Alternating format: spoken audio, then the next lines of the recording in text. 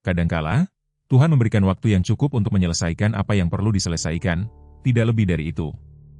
Itulah yang terus diulang-ulang Sersan Jack Reynolds dalam hatinya saat mobil SUV polisi itu terombang-ambing dengan keras di jalan berlumpur yang membelah Taman Nasional Everglades.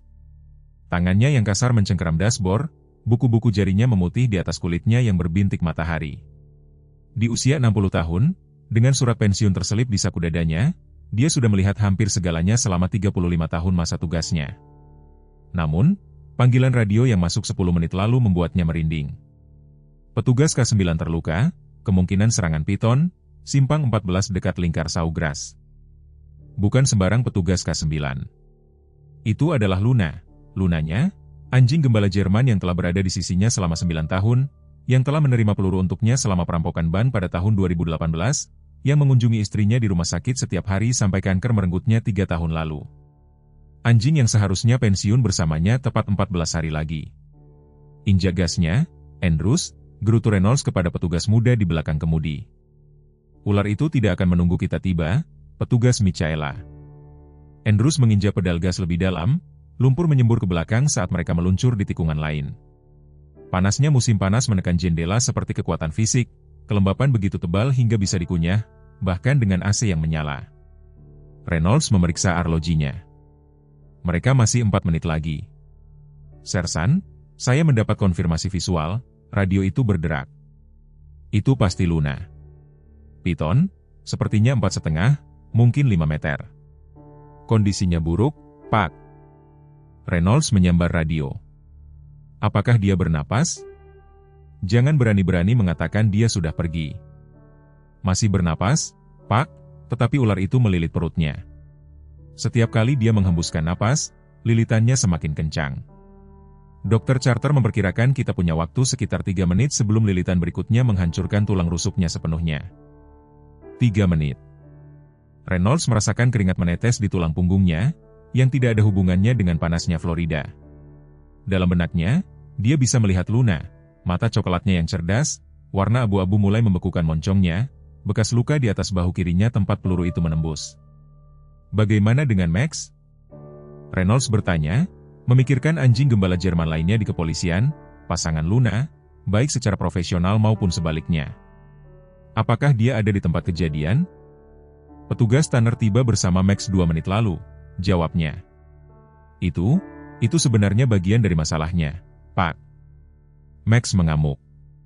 Tidak akan membiarkan siapapun mendekati Luna. Kita tidak bisa cukup dekat untuk membantunya dengan dia yang menjaganya seperti itu. Kendaraan itu berbelok tajam saat Andrews mengambil tikungan terlalu cepat, hampir membuat mereka masuk ke parit. Reynolds bahkan tidak bergeming. Adakah tanda-tanda apa yang Luna lakukan di sana? Dia bertanya. Itu bukan zona patrolinya hari ini. Dia seharusnya sudah kembali di kantor polisi bersamanya menyelesaikan berkas pensiun. Tidak, Pak, tapi, Pak, ada hal lain yang harus Anda ketahui. Keraguan dalam suara Taylor membuat perut Reynolds mulas. Katakan saja, Nak. Kami menemukan jejak manusia. Ini bukan hanya Luna yang berkeliaran. Seseorang membawanya ke sini. Implikasi itu menggantung di udara seperti gas rawa belerang yang naik dari rawa-rawa di sekitar mereka. Seseorang dengan sengaja menempatkan Luna dalam bahaya. Pikiran itu membuat darah Reynolds mendidih, amarah yang belum pernah dia rasakan sejak malam dia menemukan istrinya pingsan di lantai kamar mandi. Kanker akhirnya memenangkan perang brutalnya. Mereka menaiki tanjakan kecil dan tiba-tiba Reynolds bisa melihat sekelompok kendaraan polisi di depan. Lampu berkedip tanpa suara dengan latar belakang Sawgrass dan pohon cemara. Di luar mereka, lingkaran petugas berdiri agak jauh dari apa yang tampak seperti patung yang mengerikan. Bentuk melingkar besar dari seekor piton Burma, melilit bentuk yang tak salah lagi dari seekor gembala Jerman. Berhenti di sini, perintah Reynolds, saat mereka masih sekitar 27 meter lagi. Jika ular itu melihat kendaraan lain datang dengan kecepatan, ia mungkin panik dan menyelesaikan pekerjaannya. Andrew menginjak rem dan Reynolds keluar sebelum kendaraan itu berhenti sepenuhnya. Lututnya yang tua memprotes saat dia berlari. Kepala Barbara Wilson mencegatnya di perimeter, wajahnya muram di bawah topinya yang bertepi lebar. Jack, kamu perlu mempersiapkan diri, ini buruk. Reynolds mendorong melewati tanpa sepatah kata pun, fokusnya menyempit ke pemandangan di depannya. Luna terbaring miring di sebuah lapangan kecil, bulunya yang coklat dan hitam berdebu dan kusut dengan darah dari beberapa luka kecil. Di sekitar bagian tengah tubuhnya, seperti sabuk mimpi buruk melilit tubuh piton yang tebal dan berotot, sisiknya berkilauan dengan kilau yang hampir metalik di bawah terik matahari Florida. Sisi tubuh Luna naik turun dengan napas yang dangkal dan berat. Setiap kali dia menghembuskan napas, Reynolds bisa melihat otot-otot piton itu meregang, mengencang secara bertahap. Dan di sana ada Max, gembala Jerman yang lebih muda, berputar-putar di tempat kejadian dengan bulu kuduk berdiri, geraman rendah terus-menerus keluar dari dalam dadanya. Pawangnya, petugas Ethan Tanner, berdiri di dekatnya, memberikan perintah yang jelas-jelas diabaikan oleh Max. Untuk pertama kalinya dalam karirnya, Reynolds mendekat perlahan, tangannya terulur. "Max," panggilnya lembut. "Tenang, nak." Kepala anjing itu berputar ke arahnya, mata kuning, liar, dengan campuran amarah dan keputusasaan. Untuk sesaat Reynolds berpikir Max mungkin menyerangnya, tetapi kemudian pengakuan berkedip di mata itu. Geraman itu mereda sedikit. "Benar," Reynolds terus mendekat. "Kamu kenal aku. Aku di sini untuk membantunya. Kita semua." Dr. Melissa Charter, dokter hewan departemen, muncul di sisinya, membawa perlengkapan medis di tangan. "Kita punya waktu sekitar 2 menit, Jack. Ular itu akan mengencang lagi, dan ketika itu terjadi..."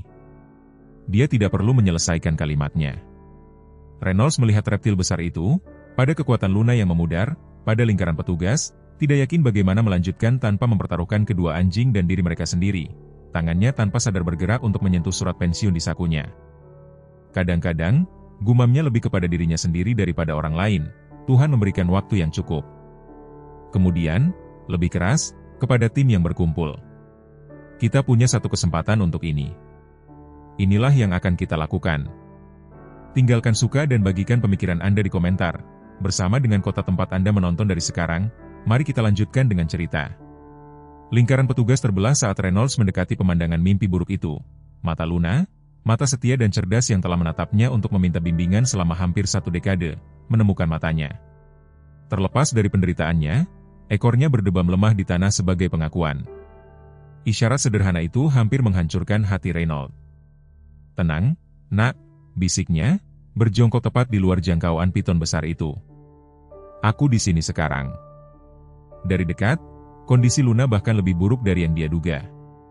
Tubuh piton yang tebal, selebar paha Reynolds, melilit 2 kali di sekitar bagian tengah tubuhnya.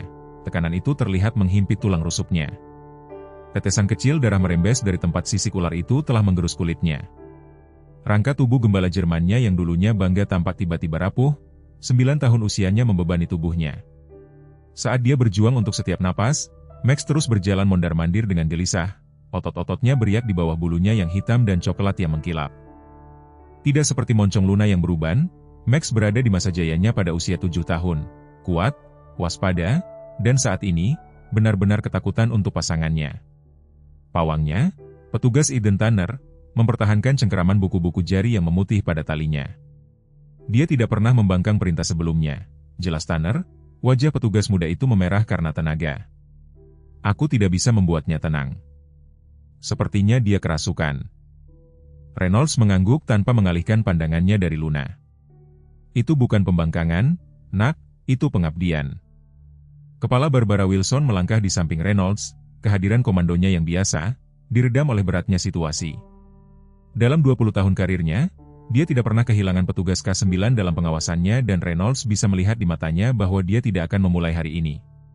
"Protokol departemen mengatakan kita harus menghubungi konservasi satwa liar Florida," katanya pelan. "Ini adalah area yang dilindungi bahkan untuk spesies invasif." Reynolds merasakan tangannya mulai gemetar, bukan karena usia, tetapi karena amarah yang hampir tidak bisa dia kendalikan. "Dengan segala hormat, Bu, aku tidak peduli dengan protokol sekarang. Itu bukan sembarang anjing, itu Luna." Suaranya sedikit pecah saat menyebut namanya. Dia telah menjatuhkan tersangka bersenjata, menemukan anak-anak hilang, dan menyelamatkan kulitku yang tidak berharga lebih banyak dari yang bisa aku hitung. Kita tidak akan menunggu. Piton itu bergerak sedikit, menyesuaikan pelukannya yang mematikan. Luna merintih, suara yang begitu asing datang darinya sehingga beberapa petugas secara fisik meringis. "Dokter." Charter memeriksa arlojinya dan menggelengkan kepalanya. "Kita kehabisan waktu," dia memperingatkan. "Setiap lilitan menyebabkan lebih banyak kerusakan." lilitan lain bisa meruntuhkan paru-parunya sepenuhnya. Reynolds mengamati tempat kejadian dengan mata taktis seorang petugas veteran. Piton itu sangat besar, muda sekitar 5 meter otot murni. Kepala segitiganya tetap waspada, lidahnya menjulur untuk mencicipi udara, mata tanpa berkedip mencerminkan tidak lain hanyalah naluri dingin kuno. Ini bukan sembarang piton Burma. Ini adalah monster bahkan menurut standar spesies invasif. Binatang itu bisa menelan seekor rusa kecil utuh, gumam petugas Andrews, menyuarakan apa yang dipikirkan semua orang.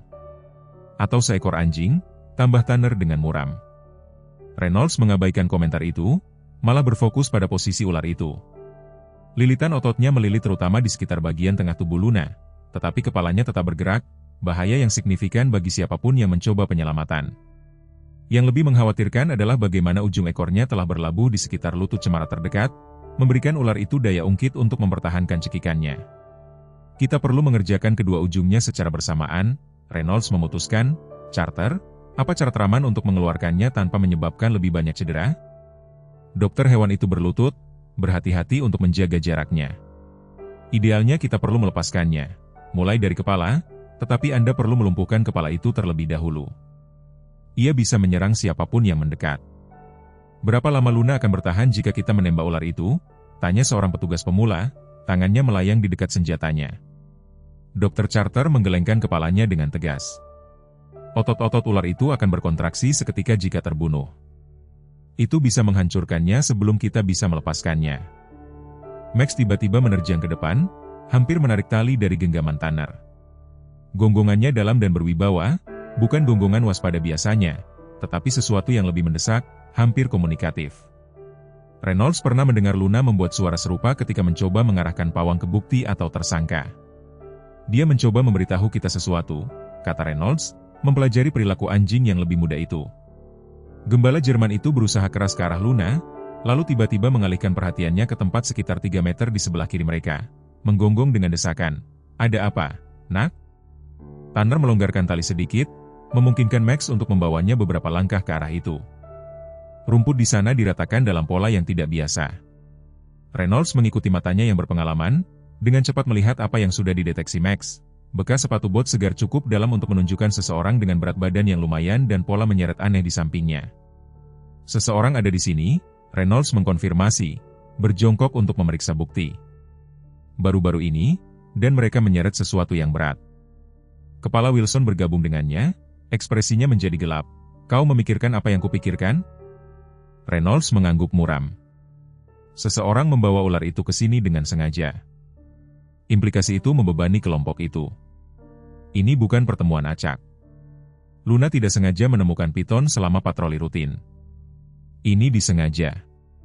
Tapi mengapa? Tanya Andrews, alis petugas muda itu berkerut bingung. Siapa yang ingin menyakiti Luna? Reynolds merasakan dingin yang akrab menyelimuti perutnya, perasaan yang sama yang dia rasakan selama bertahun-tahun bekerja di narkotika ketika dia menyadari mereka telah menemukan sesuatu yang jauh lebih besar daripada penangkapan rutin. Luna telah membuat banyak musuh selama karirnya, pengedar narkoba, penyelundup, pelaku kekerasan yang telah dia bantu penjarakan. Daftar orang yang memiliki dendam terhadap petugas K9 paling efektif di departemen itu sangat panjang. Sebuah gerakan tiba-tiba menarik perhatian Reynolds. Tubuh Luna menegang, kejang rasa sakit menjalar melalui tubuhnya saat piton menyesuaikan cengkeramannya. Waktu terus berjalan. Spekulasi bisa menunggu, Reynolds menyatakan, kembali ke sisi Luna. Kita butuh rencana sekarang. Dr. Carter telah menyiapkan peralatan dari tas medisnya, jarum suntik besar, semacam pelumas, dan beberapa pasang sarung tangan pelindung tebal. Aku punya obat penenang ringan yang mungkin merelaksasi ular itu cukup untuk melonggarkan cengkeramannya, jelasnya. Tapi seseorang perlu memegang kepalanya saat aku menyuntikkannya. Reynolds segera mulai menggulung lengan bajunya. Itu aku. Jack, tidak, sanggah kepala Wilson. Kau 2 minggu lagi pensiun. Biarkan salah satu petugas yang lebih muda, siapa di antara mereka yang punya pengalaman menangani reptil, tantang Reynolds.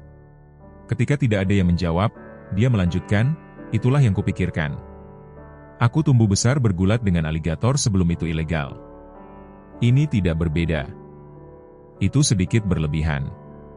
Reynolds memang tumbuh besar di Everglades, tetapi pengalamannya dengan aligator lebih tentang menghindarinya daripada bergulat. Namun, tidak ada yang perlu mengetahui detail khusus itu sekarang. Tanner tiba-tiba mengutuk, menarik perhatian semua orang kembali ke Luna. Piton itu telah memulai siklus lilitannya yang mengerikan lagi, otot-ototnya terlihat mengencang di sekitar tulang rusuk Luna. Mata gembala Jerman itu sedikit membelalak, napasnya menjadi lebih berat. Kita kehabisan waktu, Dr. Carter mengumumkan, sikap profesionalnya retak. Sekarang atau tidak sama sekali. Max mengeluarkan lolongan yang memilukan, merasakan peningkatan penderitaan Luna. Suara itu bergema di seluruh lapangan, ekspresi ketakutan dan amarah yang mendalam yang membuat bulu kuduk Reynolds merinding. Pada saat itu, melihat antara kedua anjing itu, satu berjuang untuk hidupnya, yang lain putus asa untuk membantu, Reynolds membuat keputusannya. Andrews, Tanner, kalian bersamaku di kepala, perintahnya. Wilson, bawa 2 petugas dan kerjakan ujung ekor di mana ia berlabuh. Carter, siapkan obat penenangnya. Sisanya membentuk perimeter. Jika benda ini lepas, aku tidak ingin ia menghilang ke semak-semak. Saat tim bergerak ke posisi, Reynolds melihat sesuatu yang tidak biasa tentang kalung Luna. Robekan kecil dan apa yang tampak seperti tanda aneh yang tidak ada di sana pagi itu. Dia mencatat dalam benaknya untuk memeriksanya lebih dekat begitu Luna aman. Pada hitunganku, kata Reynolds, mengenakan sarung tangan pelindung tebal yang disediakan Dr. Carter, jantungnya berdebar kencang di dadanya, tangannya lebih tenang sekarang karena saat untuk bertindak telah tiba. Ini adalah wilayah yang familiar. Ketenangan yang datang dengan fokus mutlak ketika segala sesuatu di luar tugas langsung menghilang. Dia menatap Luna sekali lagi, bertemu tatapannya yang penuh kepercayaan. Bertahanlah, Nona, bisiknya. Kami akan mengeluarkanmu dari ini. Kemudian kepada tim yang berkumpul. Suaranya berdering dengan otoritas yang bertentangan dengan usia 60 tahunnya. 3, 2, 1. Sekarang. Matahari siang menghantam Reynolds saat dia bersiap untuk menghadapi Piton, tetapi pikirannya melayang kembali ke hari yang lebih sejuk, 9 tahun sebelumnya, ketika dia pertama kali bertemu Luna. Ingatan itu sejelas seolah-olah baru terjadi kemarin. Lapangan pelatihan Akademi Kepolisian di Florida Utara, barisan anak anjing gembala Jerman berbaris untuk hari pemilihan dan Reynolds berdiri di sana dengan keraguan menyelimuti pikirannya. Aku terlalu tua untuk memulai dengan mitra baru, dia menggerutu kepada Kapten Harrison yang telah menyeretnya ke sana bertentangan dengan keinginannya. Pada usia 51 tahun, Reynolds baru saja kehilangan mitra manusianya selama 12 tahun karena pensiun. Frank Delany adalah saudara yang tidak pernah dimiliki Reynolds dan pikiran untuk menggantikannya dengan siapapun, apalagi seekor anjing, terasa seperti pengkhianatan.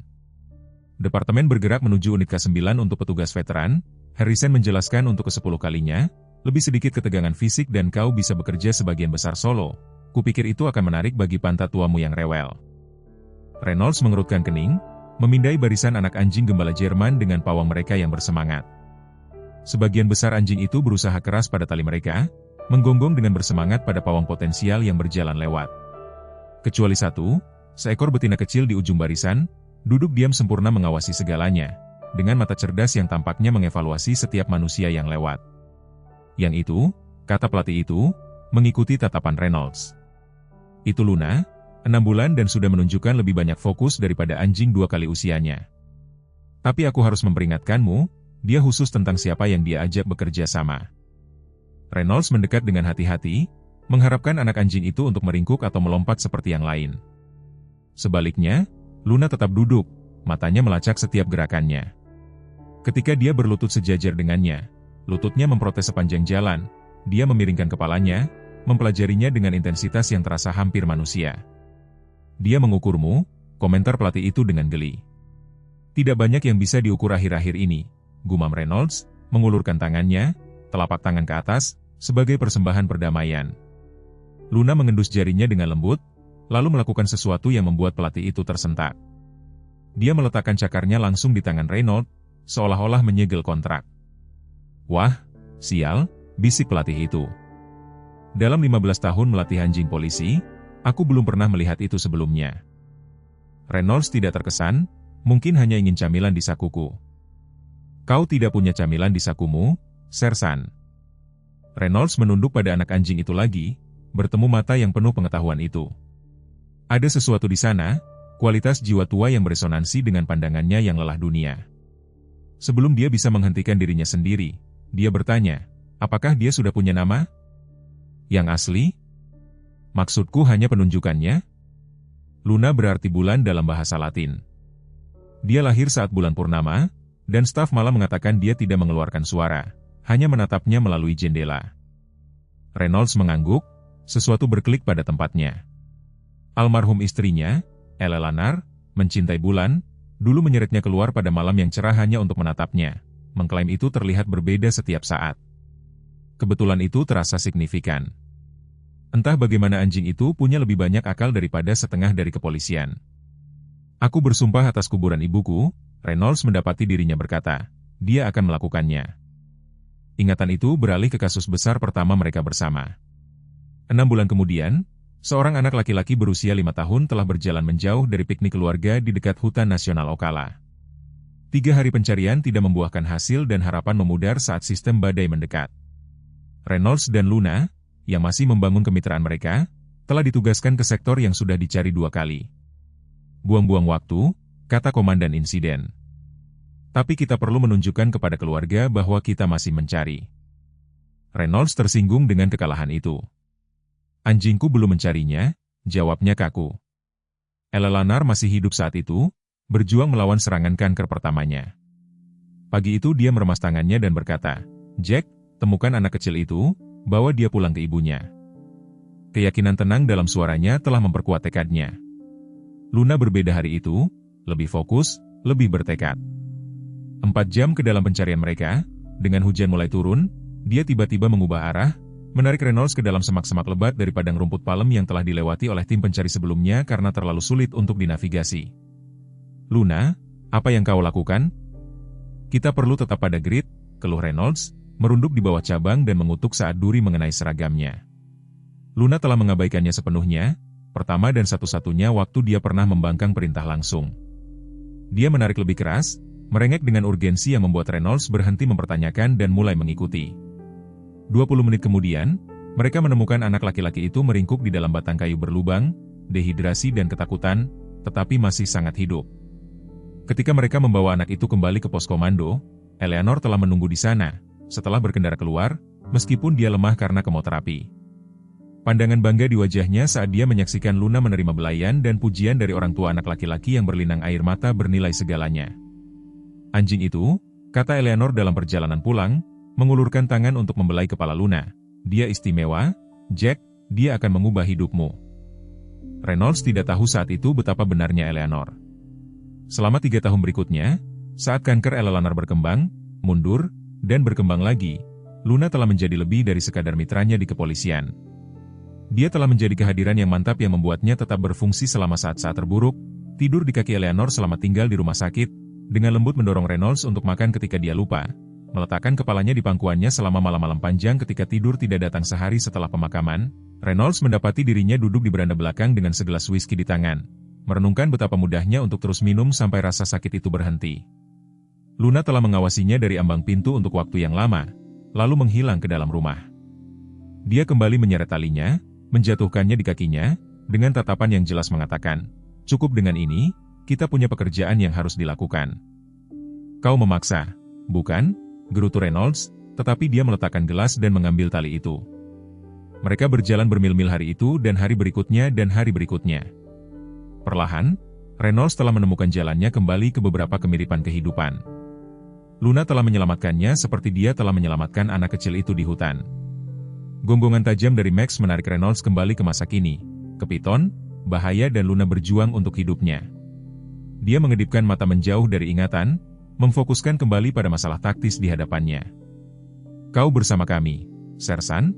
Tanya kepala Wilson, kekhawatiran terlihat dalam suaranya. Tidak pernah pergi, jawab Reynolds, melenturkan tangannya yang bersarung tangan, hanya mengingat sesuatu yang penting. Dia melihat ke Luna, masih berjuang dalam cengkeraman Piton, dan kemudian ke Max, yang akhirnya cukup tenang untuk mengikuti perintah Tanner lagi, meskipun matanya tidak pernah meninggalkan pasangannya.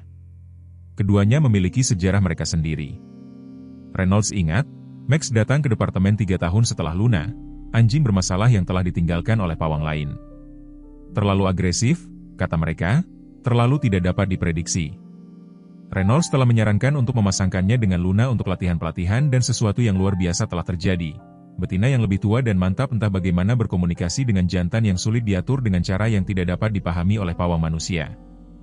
Dalam beberapa minggu, Max telah menjadi salah satu petugas K9 paling andal di kepolisian. Si pembuat onar muda itu, Reynolds memberitahu Eleanor selama salah satu hari-harinya yang terakhir di rumah sakit. Luna meluruskannya, "Bagus, mereka cukup pasangan sekarang." Eleanor, yang selalu jeli, tersenyum lemah. Mengingatkanku pada orang lain. Aku tahu, beberapa anjing tua yang membutuhkan mitra yang tepat untuk menunjukkan padanya bagaimana bersikap dengan benar. Reynolds berpura-pura tersinggung, tetapi mereka berdua tahu dia benar. Sebelum Eleanor, dia adalah jenis masalah yang sama, pemarah dan menentang otoritas. Dia telah menghaluskan sisi kasarnya, seperti yang telah dilakukan Luna untuk Max. Sersan Reynolds.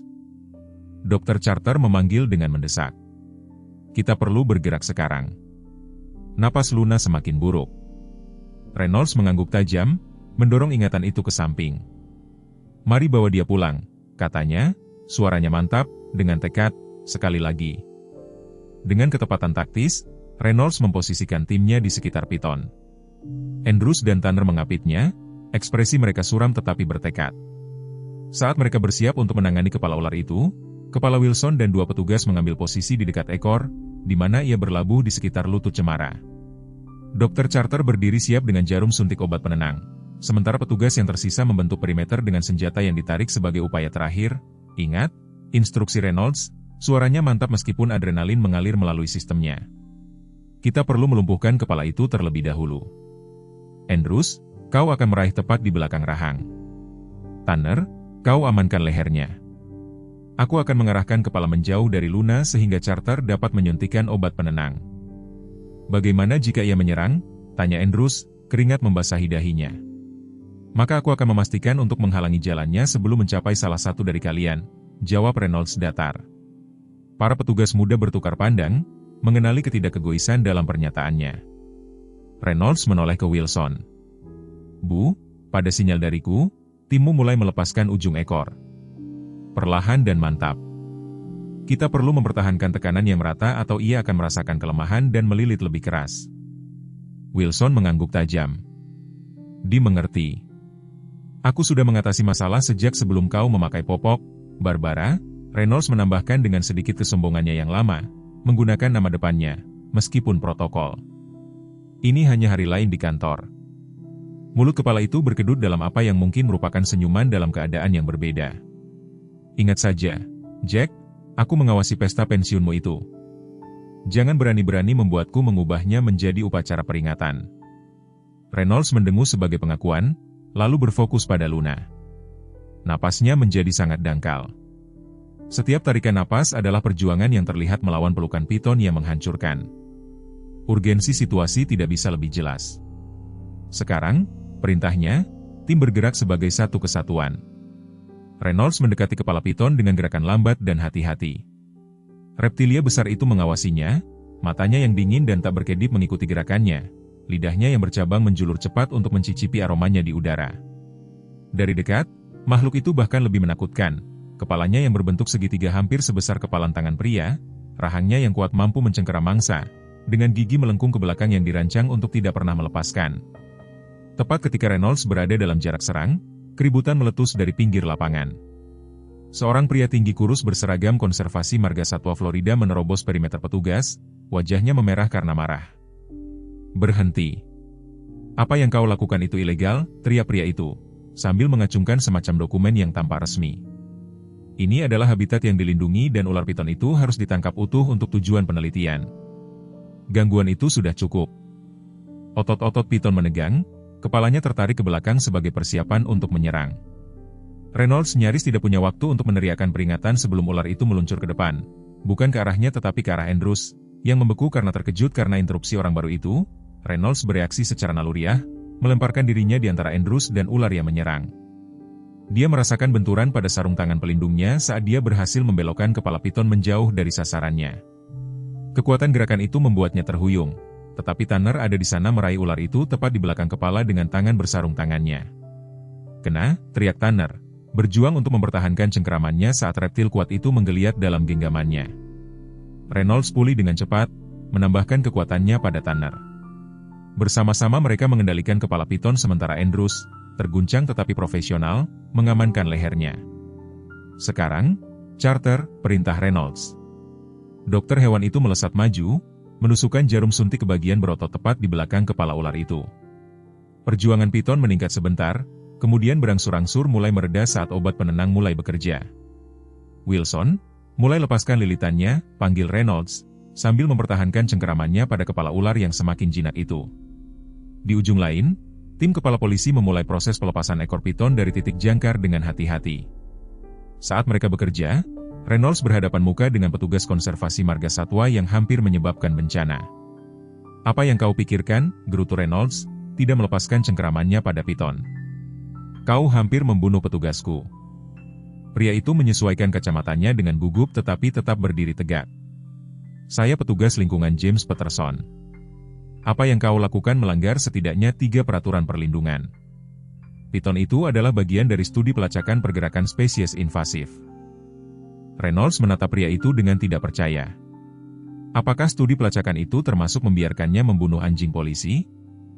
Ekspresi Patterson berubah dari kemarahan yang benar menjadi kebingungan. "Apa? Tidak, tentu saja tidak. Kami menandai mereka dan melepaskan mereka di area yang terkendali. Yang ini seharusnya tidak berada di sini. Seharusnya 5 mil ke selatan di zona penelitian yang dikendalikan." Perasaan dingin menetap di perut Reynolds, yang tidak ada hubungannya dengan ular besar di tangannya. "Apakah kau mengatakan piton khusus ini adalah bagian dari studimu? Bisakah kau mengidentifikasinya?" Patterson mengangguk, menunjuk ke sebuah tanda berwarna kecil, nyaris tidak terlihat di antara sisik-sisiknya, di dekat kepala ular, tanda SRP-247. "Dia salah satu betina terbesar kami, lebih dari 16 kaki dan hampir 140 pon. Kami telah melacaknya selama 3 tahun. Reynolds bertukar pandang penuh arti dengan kepala polisi Wilson, yang telah mendengar percakapan itu. Seseorang dengan sengaja memindahkan piton penelitian yang ditandai ke lokasi ini, tepat di tempat Luna akan menemukannya. "Kita membuat kemajuan," panggil salah satu petugas yang bekerja di ekor. Lilitan piton mulai sedikit mengendur, menciptakan cukup ruang bagi Luna untuk bernapas lebih dalam. Mata gembala Jerman itu tetap waspada meskipun cobaan beratnya, menyaksikan prosesnya dengan tenang. Saat tim melanjutkan pelepasan lilitan ular besar dengan hati-hati, Reynolds memperhatikan perilaku Max berubah. Gembala Jerman jantan itu telah menghentikan mondar-mandirnya yang gelisah dan sekarang duduk dengan tegak, matanya tertuju bukan pada Luna atau piton tetapi pada sesuatu di kejauhan. "Tanner," kata Reynolds pelan. "Anjingmu memberitahu sesuatu." Petugas Tanner melirik Max, segera mengenali posturnya. "Dia mendeteksi seseorang di suatu tempat ke arah sana," katanya, mengangguk ke arah rumpun palem sawit yang lebat sekitar 50 yard jauhnya. Reynolds membuat keputusan cepat, "Ajak Andrews dan periksa. Mungkin pawang ular kita." "Tapi pitonnya," Tanner memulai. "Kami memegangnya kendali," Reynolds meyakinkannya. "Meskipun piton itu masih sangat sulit diatur, bahkan dengan obat penenang yang mulai bekerja. Jika seseorang memasang jebakan ini untuk Luna, aku ingin mereka ditangkap sekarang." Tanner mengangguk tajam, mengalihkan sebagian berat piton ke petugas lain sebelum dia dan Andrews bergerak pergi. Dengan Max memimpin jalan, postur anjing itu sekarang waspada dan fokus. Saat dia memasuki mode pelacakan, dengan kepala ular diamankan dan ekornya dilepaskan, Reynolds akhirnya punya waktu sejenak untuk memeriksa Luna lebih dekat. Terlepas dari cobaan beratnya, matanya tetap jernih dan penuh kepercayaan. Saat tatapan mereka bertemu, Reynolds merasakan hubungan yang akrab, komunikasi tanpa kata yang telah mereka kembangkan selama 9 tahun kemitraan. "Hampir sampai, nak," gumamnya. "Bertahanlah sedikit lebih lama." Saat Dr. Charter memantau respons ular terhadap obat penenang, Reynolds menyadari sesuatu yang sebelumnya dia lewatkan. Rompi dinas Luna sebagian terbuka, sesuatu yang tidak mungkin dia lakukan sendiri dengan hati-hati. Sambil mempertahankan cengkeramannya pada piton, dia berhasil mengintip ke dalam saku rompi dengan tangan bebasnya. Apa yang dia temukan membuat darahnya membeku. Kantong plastik kecil berisi bubuk putih, disegel secara profesional, jenis kemasan yang digunakan oleh pedagang narkoba. Seseorang telah mengubah mitra anjingnya menjadi kurir narkoba tanpa sadar. Kepala polisi Reynolds memanggil sambil menjaga suaranya tetap rendah. "Kita punya masalah yang lebih besar daripada ular." Sebelum dia bisa menjelaskan lebih lanjut, teriakan meletus dari arah yang dituju Tanner dan Andrews.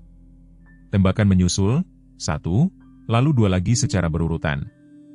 Gonggongan Max berubah menjadi lolongan khas yang dia gunakan saat mengejar tersangka. Kepala polisi Wilson segera mengirim 3 petugas lagi ke arah keributan, sambil menghunus senjatanya sendiri. Amankan ular itu dan bebaskan Luna, perintahnya kepada tim yang tersisa. Dan seseorang cari tahu apa yang terjadi di sana. Reynolds merasa terpecah antara menyelesaikan penyelamatan Luna dan menanggapi baku tembak yang jelas. Nalurinya sebagai petugas polisi menariknya menuju bahaya, tetapi komitmennya kepada rekannya membuatnya tetap di tempat. Tangannya masih mengamankan ular mematikan yang mengancam nyawanya. Reynolds, kata Dr. Charter mendesak, lihat kerah Luna. Mengalihkan perhatiannya, Reynolds memperhatikan apa yang telah dilihat dokter hewan itu. Sebuah perangkat elektronik kecil yang terpasang pada kerah polisi standar Luna, sebagian tersembunyi oleh bulunya. Itu bukan peralatan yang dikeluarkan departemen. Seseorang telah melacaknya, dia menyadari dengan suara keras. Ini sama sekali tidak acak. Luna menjadi sasaran secara khusus. Implikasinya mencengangkan. Ini bukan hanya kekejaman terhadap hewan atau serangan terhadap anjing polisi. Ini adalah upaya terkoordinasi untuk melenyapkan seorang petugas K9 tertentu. Dan hanya ada satu alasan mengapa seseorang akan melakukan hal sejauh itu. Luna telah menemukan sesuatu yang seharusnya tidak dia temukan. Tembakan lain bergema dari semak palem sawit, diikuti oleh suara Tanner yang berteriak, polisi berhenti. Keributan itu tampaknya membuat Piton gelisah. Meskipun ada obat penenang, tubuhnya yang besar menegang sekali lagi di sekitar Luna. Reynolds menggandakan cengkeramannya pada kepala ular itu, bertukar pandang khawatir dengan Dr. Charter. Kita harus menyelesaikan ini sekarang, gerutunya. Obat penenang itu tidak akan menahannya selamanya. Kepala polisi Wilson mengangguk kepada petugas yang tersisa, 2 dari kalian kembali ke sana, Tanner dan Andrews. Sisanya tetap fokus pada ular ini. Apapun yang terjadi di sana, prioritas kita adalah Luna. Saat proses pelepasan lilitan berlanjut, petugas Tanner tiba-tiba muncul dari semak-semak dengan berlari cepat, seragamnya robek dan wajahnya tergores duri palem sawit. Max tidak bersamanya. Sersan, panggilnya dengan suara mendesak. Kita punya masalah serius. Reynolds tidak mengalihkan pandangannya dari kepala Piton. Di mana Max dan Andrews? Andrews mengejar bersama Max, Tanner menjelaskan, mencoba mengatur napasnya. Kami menemukan seorang pria dengan perangkat kendali jarak jauh dan semacam peralatan khusus. Ketika kami mendekat, dia menembak kami dan melarikan diri. Dia ragu-ragu, lalu menambahkan, Sersan, dia mengenakan seragam pemeliharaan departemen. Keheningan yang mengejutkan menyelimuti kelompok itu. Implikasinya jelas, ini bukan hanya ancaman eksternal. Seseorang di dalam barisan mereka sendiri terlibat. Ada lagi, Tanner melanjutkan, suaranya menurun. Pria itu mengatakan sesuatu sebelum dia lari. Dia berkata, katakan pada Reynolds, anjingnya seharusnya menjauh dari gudang 17. Reynolds merasa seolah-olah telah ditinju di perut. Gudang 17 adalah fasilitas penyimpanan yang ditinggalkan di dekat pelabuhan yang menjadi fokus penyelidikan gabungan dia dan polisi setempat 3 minggu lalu. Sebuah operasi yang secara misterius gagal ketika informan mereka menghilang. Luna telah menjadi bagian dari penggerbekan itu dan meskipun mereka tidak menemukan sesuatu yang memberatkan, dia menunjukkan minat yang tidak biasa pada sebuah peti kemas tertentu yang telah dibersihkan oleh petugas lain. Luna menemukan sesuatu, kata Reynolds, potongan-potongan itu tiba-tiba jatuh ke tempatnya. Itu sebabnya mereka ingin dia mati. Ekspresi kepala polisi Wilson mengeras dan mereka menggunakan kredensial departemen untuk menghampirinya. Dia mengaktifkan radionya. Semua unit diperingatkan. Kita memiliki potensi situasi infiltrasi. Tersangka mengenakan seragam pemeliharaan, bersenjata dan berbahaya. Terakhir terlihat melarikan diri ke timur dari persimpangan 14. Andrews dan K9 Max mengejar.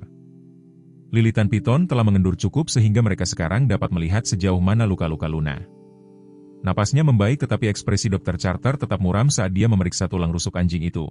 Beberapa memar, mungkin beberapa tulang rusuk retak, lapornya, kita perlu membawanya ke klinik segera setelah dia bebas. Dan petugas Marga Satwa Peterson telah diam-diam mengamati, tetapi sekarang dia melangkah maju lagi. Saya perlu tahu bagaimana ular ini bisa sampai di sini, desaknya. SRP-247 diamankan di fasilitas penelitian dengan banyak kunci dan kamera keamanan. Sepertinya kau punya masalah internal sendiri yang perlu dikhawatirkan, jawab Reynolds dengan singkat. Masih fokus pada tugas rumit mengendalikan kepala ular itu. Suara berderak tiba-tiba dari radio mengganggu mereka. Kepala, ini Andrews dengan suara terengah-engah. Tersangka jatuh. Ulangi, tersangka jatuh. Max telah mengepungnya di hutan cemara sekitar 200 yard di timur posisimu, meminta bantuan dan medis. Tersangka memiliki luka gigitan dari Max. Wilson mengakui panggilan itu dan mengirimkan dukungan yang diperlukan, lalu berbalik ke Reynolds. Mari selesaikan ini. Aku ingin Luna bebas dan aman sebelum kita berurusan dengan polisi kotor kita. Dengan tekad baru, tim menyelesaikan proses pelepasan lilitan saat lilitan terakhir dengan hati-hati diangkat. Luna tetap tidak bergerak, jelas kelelahan dari cobaan beratnya. Dokter Charter segera mulai memeriksanya, dengan lembut menyelidiki luka-lukanya, sambil mendengarkan napas anjing itu dengan stetoskop. Paru-parunya terdengar jernih, yang merupakan keajaiban, Dokter Charter mengumumkan. Tapi dia akan membutuhkan sinar X untuk memeriksa patah tulang dan dia sangat dehidrasi. Reynolds berlutut di samping rekannya, mengusap kepalanya dengan lembut. Kau melakukannya dengan baik, nak, gumamnya. Sangat baik. Saat piton yang dibius diamankan dalam wadah transportasi khusus di bawah pengawasan Peterson, Reynolds dengan hati-hati melepaskan perangkat pelacak dari kerah Luna, memasukkannya ke dalam tas sebagai barang bukti. Paket kecil bubuk putih dari saku rompinya telah didokumentasikan dan diamankan, bukti jelas bahwa seseorang telah mencoba menggunakan petugas K9 sebagai kurir narkoba tanpa sadar. Kepala polisi Wilson mendekati Reynolds saat Luna sedang dipersiapkan untuk diangkut ke klinik hewan. Jack, aku perlu tahu apa yang terjadi di gudang 17, katanya pelan. Apapun yang ditemukan Luna, itu cukup besar sehingga seseorang bersedia membunuh seekor anjing polisi untuk menutupinya. Reynolds ragu-ragu, ingatan hari itu membanjiri dirinya. Penggerebekan itu adalah prosedur standar, sebuah informasi tentang pengiriman opioid sintetis yang masuk melalui pelabuhan. Beberapa agensi terlibat, masing-masing dengan agendanya sendiri. Luna telah membersihkan sebagian besar gudang tanpa memberitahu, tetapi di satu peti kemas tertentu dia menunjukkan perilaku yang tidak biasa. Bukan peringatan khasnya untuk narkoba, tetapi sesuatu yang berbeda. Dia duduk dan merengek, menatap Reynolds dengan apa yang hanya bisa dia gambarkan sebagai kebingungan. Aku pikir Luna menemukan sesuatu yang tidak masuk akal baginya, Reynolds menjelaskan. Bukan narkoba, dia memiliki peringatan khusus untuk itu. Ini berbeda. Ketika peti kemas dibuka, kosong, kecuali beberapa bahan pengepakan. Tim dia memeriksanya dan membersihkannya. Dia mengerutkan kening, mengingat keraguannya sendiri hari itu. Seharusnya aku lebih mempercayai instingnya. Apapun yang ada di sana, seseorang menghapusnya. Sebelum penggerebekan, radio Wilson berdering lagi. Kepala, kami menahan tersangka. Dia mengklaim dibayar untuk menanam ular dan narkoba. Mengatakan dia tidak tahu apa-apa lagi. Bawa dia masuk, perintah Wilson, dan pastikan dia memahami hukuman karena mencoba membunuh seorang petugas polisi, karena itulah Luna. Saat transportasi hewan bersiap untuk pergi dengan Luna, Tanner kembali dengan Max. Gembala Jerman jantan itu masih dalam siaga tinggi, posturnya kaku dan profesional, setelah berhasil menangkap tersangka. Ketika dia melihat Luna dimuat ke dalam kendaraan, namun, sikapnya berubah seketika. Dia menarik arahnya, merengek dengan kesusahan sehingga Tanner harus berjuang untuk mempertahankan kendali. Biarkan dia melihatnya, saran Reynolds. Dia perlu tahu dia masih hidup. Tanner mengangguk dan membawa Max lebih dekat, memegang tali dengan kuat. Max mendekati Luna dengan hati-hati, mengendus wajah dan lehernya. Luna, meskipun lemah, berhasil mengangkat kepalanya sedikit, menyentuhkan hidungnya ke hidungnya dalam gerakan pengakuan anjing yang membawa benjolan tak terduga ke tenggorokan Reynolds. Keduanya selalu sedekat pencuri, kata Reynolds pelan, menyaksikan interaksi itu, bahkan ketika seharusnya tidak, saat Max dengan lembut ditarik menjauh sehingga Luna dapat diangkut. Dr. Charter mendekati Reynolds dengan ekspresi yang menunjukkan bahwa dia menyembunyikan sesuatu. Ada apa? Reynolds bertanya segera, merasakan keraguannya. Ada hal lain yang harus kau ketahui, kata Charter dengan suara cukup rendah sehingga hanya Reynolds yang bisa mendengar. Ketika aku memeriksa Luna, aku mendeteksi sesuatu yang tidak kuharapkan. Dia berhenti, tanpa memilih kata-katanya dengan hati-hati. Luna hamil sekitar 4 minggu. Reynolds menatap dokter hewan itu dengan terkejut. Hamil, tapi bagaimana? Dia tidak pernah tanpa pengawasan selama siklusnya. Charter melirik Max dengan penuh arti, yang sedang mengawasi kendaraan transportasi dengan perhatian tak tergoyahkan. Kehidupan menemukan jalannya, Sersan. Mereka berdua pasti berhasil berkumpul selama salah satu sesi pelatihan mereka. Kesadaran itu menghantam Reynolds dengan kekuatan yang tak terduga. Luna tidak hanya berjuang untuk hidupnya sendiri dalam lilitan piton. Dia juga melindungi anak-anaknya yang belum lahir. Perilaku panik Max tiba-tiba menjadi sangat masuk akal. Entah bagaimana dia tahu apa yang tidak diketahui manusia. Apakah ini mempersulit pemulihannya? Tanya Reynolds. Kekhawatiran terlihat jelas dalam suaranya. Ini menambah lapisan kompleksitas, Carter mengakui. Tetapi gembala Jerman sangat tangguh. Jika kita bisa membawanya melewati 24 jam berikutnya, aku percaya baik dia maupun anak-anaknya memiliki peluang yang baik. Saat transportasi pergi dengan Luna, Reynolds memeriksa jam tangannya. Seluruh cobaan telah berlangsung kurang dari 30 menit, meskipun terasa seperti berjam-jam. Jam yang berdetak yang menghitung mundur kehidupan Luna telah diatur ulang, tetapi Reynolds tahu mereka belum keluar dari bahaya. Jamnya berdetak lebih cepat sekarang. Semuanya, katanya kepada tim yang tersisa. Seseorang di departemen kita bekerja dengan pedagang narkoba dan mereka sudah mencoba membunuh Luna sekali. Mereka tidak akan berhenti di situ. Kepala polisi Wilson mengangguk muram. Aku menempatkan Luna di bawah perlindungan 24 jam di klinik. Dan Reynolds, tambahnya, menatapnya dengan tatapan tegas. Aku tahu surat-surat pensiun itu membakar lubang di sakumu, tapi aku ingin kau menunda pengajuannya. Kasus ini baru saja menjadi tugas terakhirmu.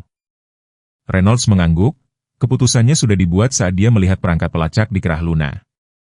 Tidak berencana untuk pergi kemanapun, kepala, tidak sampai siapapun yang melakukan ini berada di balik jeruji besi. Saat mereka bersiap untuk meninggalkan tempat kejadian, Max masih berusaha keras untuk menyaksikan kendaraan transportasi yang berangkat. Reynolds merasakan tujuan yang baru. 2 minggu terakhirnya di kepolisian baru saja menjadi yang paling penting dalam karirnya, bukan hanya untuk Luna dan anak-anaknya yang belum lahir, tetapi juga untuk integritas departemen yang telah dia layani selama 35 tahun. Ayo, nak, katanya kepada Max, mengambil tali dari Tanner. Kita punya pekerjaan yang harus dilakukan. Lampu neon klinik hewan memancarkan bayangan yang keras di sekujur tubuh Luna saat dia berbaring di meja pemeriksaan. Dr. Carter bekerja secara metodis, tangannya yang berpengalaman, lembut tetapi efisien, saat dia membersihkan lecet yang ditinggalkan oleh sisik piton. 2 petugas bersenjata berjaga di pintu. Kepala polisi Wilson tidak mengambil risiko apapun setelah kejadian hari itu. Reynolds mengawasi dari sudut, wajahnya yang lapuk terukir dengan kekhawatiran. Max duduk di sampingnya, sangat tenang, mata kuningnya tidak pernah meninggalkan Luna. Gembala yang biasanya energik tampaknya memahami gravitasi situasi, mempertahankan penjagaan yang sama teguhnya dengan mitra manusia manapun. Dia stabil, Dr. Carter mengumumkan setelah menyelesaikan pemeriksaannya, 3 tulang rusuk retak, memar yang cukup besar dan dehidrasi sedang. Tetapi mengingat apa yang dia alami, sungguh luar biasa tidak ada kerusakan yang lebih parah. Dia merendahkan suaranya, menambahkan, anak-anak anjing tampaknya tidak terpengaruh, tetapi kami akan memantau dengan cermat. Reynolds mengangguk, kelegaan menyelimutinya. Dia selalu setangguh paku, dokter, lebih tangguh daripada kebanyakan petugas yang pernah bekerja denganku. Saat Luna dipindahkan ke kandang pemulihan, telepon Reynolds berdering dengan pesan dari kepala polisi Wilson. Tersangka berbicara. Ruang konferensi. Dalam 20 menit. Aku harus pergi, Reynolds memberitahu Dr. Carter, urusan departemen. Dokter hewan mengangguk. Dia berada di tangan yang baik, Jack, dan dia tidak akan sendirian. Dia melirik Max dengan penuh arti, yang telah menetap dalam posisi spins menghadap kandang Luna, jelas tidak berniat untuk bergerak. Jaga mereka, nak, gumam Reynolds kepada Max, menerima kedipan hikmat sebagai tanggapan. Saat dia meninggalkan klinik, Reynolds memutar ulang peristiwa dari 3 minggu lalu, penggerbekan gudang 17 yang entah bagaimana memicu seluruh mimpi buruk ini. Ingatan itu terungkap dengan kejernihan kristal seperti gulungan film di mata pikirannya. Hujan turun malam itu, hujan deras Florida yang mengubah area pelabuhan menjadi labirin genangan air dan permukaan licin. Satuan tugas gabungan, polisi setempat, DEA, dan bea cukai telah berkumpul di area persiapan setengah mil dari sasaran. Luna sangat waspada selama pengarahan, posturnya kaku, merasakan ketegangan di antara para petugas manusia. Ingat, kita mencari opioid sintetis. Pimpinan dia mengatakan, informan kita mengatakan mereka memindahkan sekitar 50 kilo melalui peti kemas yang ditujukan untuk peralatan pertanian. Reynolds telah memeriksa rompi Luna, memastikan perlengkapan pelindungnya aman. Siap bekerja? Nak, dia bertanya dengan tenang, menerima rengekan lembut sebagai tanggapan. Penggerebekan itu sendiri berjalan mulus seperti buku teks. Tim yang mengamankan titik masuk perimeter pada awalnya dengan patuh menutupi pekerja gudang dan dengan cepat menahan mereka. Luna telah melakukan pencarian metodi seperti biasa, bergerak dari peti kemas ke peti kemas tanpa memberitahu, sampai mereka mencapai peti kemas 217. Reynolds mengingatnya dengan jelas saat perilaku Luna berubah. Alih-alih gerakannya yang percaya diri seperti biasa, dia menjadi ragu-ragu, berputar-putar di sekitar peti kemas berulang kali sebelum duduk di depannya. Bukan peringatan terlatihnya untuk narkotika, tetapi sesuatu yang lain, perilaku yang belum pernah dilihat Reynolds sebelumnya. Ada apa? Nak, dia bertanya, sambil mengamati Luna merengek pelan melihat antara dia dan pintu peti kemas dengan kebingungan yang jelas. Ketika peti kemas akhirnya dibuka, kosong, kecuali beberapa bahan pengepakan dan palet kayu. Tim dia telah memeriksanya secara menyeluruh dan tidak menemukan sesuatu yang mencurigakan. Peringatan palsu, salah satu agen dia berkomentar dengan nada meremehkan, kadang-kadang terjadi. Tetapi Reynolds tahu lebih baik. Dalam 9 tahun, Luna tidak pernah memberikan peringatan palsu. Dia telah menemukan sesuatu yang tidak sesuai dengan pelatihannya, sesuatu yang dia tidak tahu bagaimana mengomunikasikannya kepada mitra manusianya. Kemudian malam itu, setelah penggerebekan yang tidak berhasil disimpulkan, Reynolds membawa Luna kembali ke kantor polisi. Dia sangat pendiam selama perjalanan, berbaring di belakang kendaraan K9 alih-alih duduk dengan tegak seperti biasanya. Jangan khawatir, Nak, dia meyakinkannya. Aku percaya padamu, apapun yang kau temukan, itu nyata. Keesokan harinya, Reynolds telah mencoba meyakinkan atasannya untuk mengizinkannya kembali ke gudang untuk pencarian lain, tetapi operasi telah ditutup secara resmi. 2 hari kemudian, informan mereka ditemukan tewas dan bunuh diri yang jelas, meskipun Reynolds memiliki keraguan. Dan sekarang, 3 minggu kemudian, seseorang telah mencoba membunuh Luna menggunakan piton yang ditempatkan dengan sengaja dan telah menanam narkoba padanya. Ruang konferensi ramai ketika Reynolds tiba. Kepala polisi Wilson berdiri di kepala meja. Ekspresinya muram. Tanner ada di sana, bersama dengan Andrews dan beberapa petugas senior. Peta area pelabuhan ditampilkan di layar dengan gudang 17 disorot. Sersan Reynolds, senang kau bisa bergabung dengan kami, kata Wilson. Bagaimana keadaan Luna? Stabil? Reynolds menjawab, mengambil tempat duduk. Apa yang dikatakan pawang ular kita? Wilson mengangguk kepada detektif Martinez yang membuka folder berkas. Tersangka adalah Roger Whitley, 32 tahun, dipekerjakan oleh departemen sebagai pekerja pemeliharaan selama 8 bulan terakhir. Mengklaim dia dibayar $10.000 untuk menanam piton dan memasang perangkat pelacak ke kerah Luna. Mengatakan dia didekati oleh seorang pria yang belum pernah dia temui sebelumnya di sebuah bar dekat pelabuhan. Dia berbohong, kata Reynolds datar. Tidak ada orang asing acak yang mendekati seseorang tentang membunuh seekor anjing polisi tanpa koneksi sebelumnya. Dan bagaimana pria misterius ini tahu Whitley memiliki akses ke unit K9? Tepat, Wilson setuju. Kami menjalankan catatan keuangan dan teleponnya sekarang. Tapi disinilah semuanya menjadi menarik. Dia mengangguk ke Andrews yang mengambil alih. Perangkat pelacak di kerah Luna adalah kelas militer. Andrews menjelaskan, bukan sesuatu yang bisa kau ambil di toko mata-mata lokal. Dan narkoba yang ditanam di rompinya bukanlah sembarang narkoba. Mereka adalah kecocokan kimiawi yang persis sama dengan opioid sintetis yang telah kami coba cegat di pelabuhan. Reynolds mencondongkan tubuh ke depan. Seseorang mengirim pesan. Mereka memberitahu kita bahwa mereka dapat menghampiri anjing kita, menanam bukti, dan membuatnya seolah-olah kita adalah orang-orang kotor. Wilson mengangguk, dan itu lebih tinggi daripada seorang pekerja pemeliharaan. Kita memiliki kebocoran, mungkin beberapa kebocoran, di departemen atau salah satu agensi federal tempat kita bekerja. Implikasi itu menggantung berat di udara jika pedagang narkoba telah menyusup ke penegak hukum sejauh ini, tidak ada petugas yang benar-benar aman, terutama unit K9 yang tidak dapat disuap atau diancam menjadi diam. Aku ingin kembali ke gudang 17, kata Reynolds.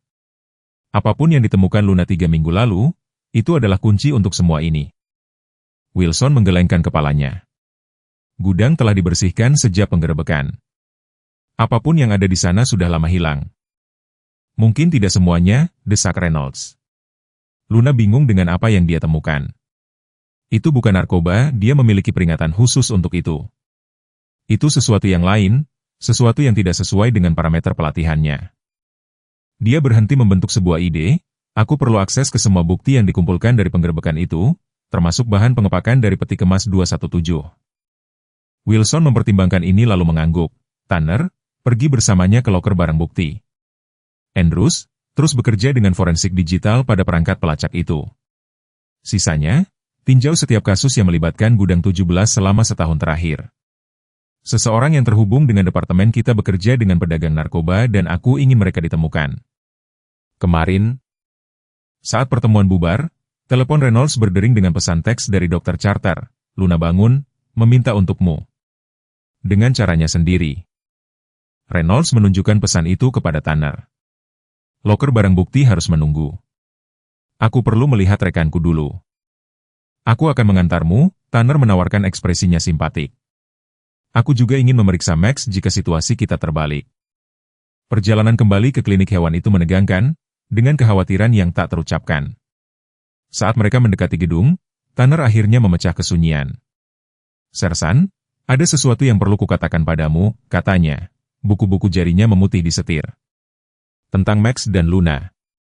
Reynolds menoleh ke arahnya, merasakan ketidaknyamanan perwira yang lebih muda itu. Jika ini tentang Luna yang hamil, Charter sudah memberitahuku. Tanner menggelengkan kepalanya. Bukan hanya itu. 3 minggu lalu, sehari setelah penggerebekan Gudang 17, aku membawa Max kembali ke sana di luar jam kerjaku. Dia menelan ludah. Perilaku Luna membuatku khawatir dan Max juga bertingkah aneh, seolah dia bisa merasakan ada sesuatu yang salah dengannya. Jadi, aku pikir mungkin Max bisa menemukan apapun yang telah dideteksi Luna. Reynolds menatapnya, campuran antara kemarahan dan ketertarikan berebut dominasi. Kau melakukan pencarian tidak sah di tempat kejadian perkara aktif tanpa memberitahu atasanmu. Benar, Pak, aku Tanner mengakui. Aku tahu itu melanggar protokol, tetapi Max menemukan sesuatu, kabel serat optik kecil yang tersembunyi di salah satu palet kayu dari kontainer 217. Aku mengumpulkannya sebagai bukti, tetapi sebelum aku bisa melaporkannya secara resmi, aku diberitahu oleh Letnan Dawson bahwa kasusnya ditutup dan semua pengumpulan bukti harus dihentikan. Reynolds merasakan denyut nadinya meningkat. Letnan Dawson adalah penghubung departemen dengan dia untuk operasi pelabuhan, seorang veteran 20 tahun dengan rekam jejak yang sempurna. Apakah kau menyimpan buktinya? Tanya Reynolds mendesak. Tanner mengangguk. Itu ada di loker pribadiku di kantor. Aku tidak tahu siapa yang bisa dipercaya setelah Dawson menghentikanku, jadi aku hanya menyimpannya. Reynolds memproses informasi ini dengan cepat. Jika Dawson terlibat, korupsi itu bahkan lebih tinggi dari yang mereka duga.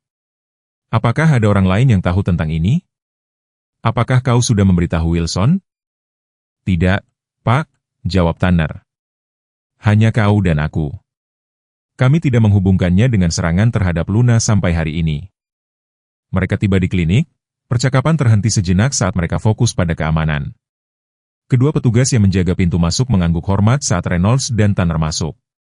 Di dalam, mereka menemukan Dr. Charter memeriksa tanda-tanda vital Luna sementara Max berbaring menempel di sisi kandangnya sedekat mungkin, sambil tetap menghormati peralatan medis. Dia berkembang dengan sangat baik, lapor Charter. Tanda-tanda vitalnya kuat dan dia bahkan berhasil minum air dan sedikit makanan.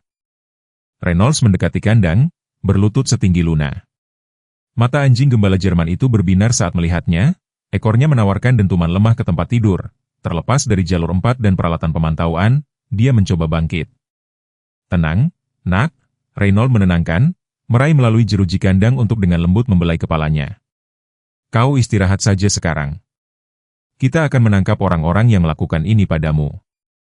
Luna merintih pelan, suara yang telah didengar Reynolds berkali-kali selama bertahun-tahun bersama mereka. Caranya mengomunikasikan kekhawatiran. Bahkan sekarang, terluka dan hamil, fokusnya bukan pada dirinya sendiri tetapi pada rekannya. Dia mengkhawatirkanmu, amati Tanner dari belakangnya. Bahkan setelah semua yang telah dia lalui, Reynolds merasakan benjolan terbentuk di tenggorokannya. Itulah Luna, selalu mendahulukan orang lain. Dia kembali menatap anjing itu. Jangan khawatirkan aku, nak. Kau fokus saja untuk menjadi lebih baik dan merawat anak-anak anjing itu. Saat anak-anak anjing disebutkan, telinga Max terangkat, perhatiannya beralih antara Luna dan Reynolds, seolah mengikuti percakapan.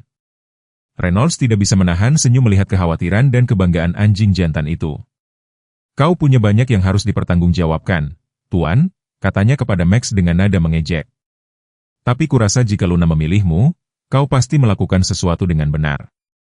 Saat Reynolds berdiri untuk berunding dengan Dr. Carter tentang perawatan lanjutan Luna, teleponnya berdering. Nomor kepala Wilson muncul di layar. Reynolds, jawabnya. Suara Wilson tegang karena mendesak. Jack Whitley meninggal. Ditemukan tergantung di selnya 20 menit yang lalu. Pemeriksaan awal menunjukkan itu bukan bunuh diri. Dia berhenti. Dan Letnan Dawson hilang. Istrinya mengatakan dia mendapat telepon 1 jam yang lalu dan segera pergi. Mobil patrolinya baru saja ditemukan ditinggalkan di dekat pelabuhan. Reynolds bertukar pandang penuh arti dengan Tanner. Kami sedang dalam perjalanan kembali. Dan, kepala, kami mungkin memiliki bukti yang menghubungkan Dawson langsung ke gudang 17. Saat mereka bersiap untuk pergi, Reynolds terakhir kali menatap Luna. Aku akan segera kembali, janjinya, dan lain kali kita akan mendapatkan jawaban. Loker barang bukti berbau debu dan kasus-kasus terlupakan, tempat penyimpanan fragmen tempat kejadian perkara, masing-masing diberi tag dan dikatalogkan dengan presisi birokrasi. Reynolds dan Tanner bekerja secara metodis menarik kotak-kotak dari penggerbekan gudang 17, sementara 2 petugas terpercaya berdiri berjaga di luar. Kepala Wilson membatasi pengetahuan tentang kabel serat optik hanya untuk mereka berempat, tidak ingin mengambil risiko informasi itu sampai ke siapapun yang telah mengatur serangan terhadap Luna. Ini, kata Tanner hati-hati, mengeluarkan kantong bukti kecil dari dalam jaket seragamnya. Aku menyimpannya terpisah dari yang lain.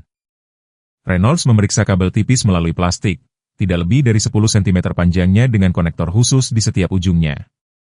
Itu tampak cukup tidak berbahaya, tetapi keberadaannya di dalam peti kemas pengiriman yang seharusnya kosong menimbulkan pertanyaan yang mengganggu. Ini bukan standar untuk peti kemas pengiriman, amati Reynolds. Ini peralatan komunikasi kelas tinggi. Tanner mengangguk. Max menemukannya tertanam di salah satu palet kayu. Jika aku tidak secara khusus mencari sesuatu yang tidak biasa, aku pasti akan melewatkannya begitu saja. Reynolds membalik-balik tas itu di tangannya. Sebuah teori terbentuk. Bagaimana jika kontainer 217 tidak dimaksudkan untuk mengangkut narkoba sama sekali? Bagaimana jika itu adalah pusat komunikasi, pusat komando seluler yang menyamar sebagai kargo biasa? Implikasinya mengganggu. Teknologi semacam itu akan memungkinkan para pedagang untuk mengordinasikan pengiriman di beberapa kapal sambil tanpa tidak lebih dari peralatan pengiriman standar. Lebih mengganggu adalah apa yang disarankannya tentang kebocoran departemen mereka. Siapapun yang telah mengotorisasi penggerbekan itu memastikan kontainer itu kosong sebelum mereka tiba. Kita perlu menemukan Letnan Dawson, kata Reynolds dengan muram, dan kita perlu menentukan siapa lagi yang mungkin terlibat. Teleponnya berdering dengan pesan teks dari kepala Wilson. Rekaman kamera keamanan pelabuhan dipulihkan. Kendaraan Dawson memasuki gerbang otoritas pelabuhan 45 menit yang lalu. Tidak ada tanda-tanda keluar. Tim taktis berkumpul sekarang. Reynolds menunjukkan pesan itu kepada Tanner. Mereka bergerak cepat. Kita perlu pergi ke pelabuhan. Saat mereka bergegas untuk bergabung dengan tim taktis, pikiran Reynolds melayang ke Luna yang terbaring terluka di klinik hewan. Bayangan dirinya berjuang dalam cengkeraman ular piton melintas tanpa diundang di depan matanya, diikuti oleh ingatan yang jauh lebih tua. Luna menerima peluru yang ditujukan untuknya selama penggerbekan narkoba yang salah 3 tahun sebelumnya. Itu adalah layanan surat perintah rutin yang meningkat tanpa peringatan. Tersangka, seorang pengedar tingkat menengah bernama Marcus Reeves, tanpa patuh, awalnya membuka pintu apartemennya dengan pasrah. Reynolds telah menjelaskan surat perintah itu. Ketika Reeves tiba-tiba mengeluarkan pistol dari belakang punggungnya, Luna bereaksi bahkan sebelum Reynolds dapat memproses ancaman itu, meluncurkan dirinya ke Reeves dengan keganasan yang belum pernah disaksikan Reynolds dari rekannya yang biasanya terkendali. Pistol itu telah ditembakkan 2 kali. Sekali ke langit-langit dan sekali ke bahu Luna saat dia menjatuhkan Reeves. Jam-jam berikutnya tetap menjadi kabur dalam ingatan Reynolds. Perjalanan panik ke rumah sakit hewan darurat, darah Luna meresap melalui handuk yang ditekan ke lukanya. Penantian yang menyiksa selama operasi. Reynolds telah tinggal selama 36 jam berturut-turut, menolak untuk pergi sampai Luna membuka matanya.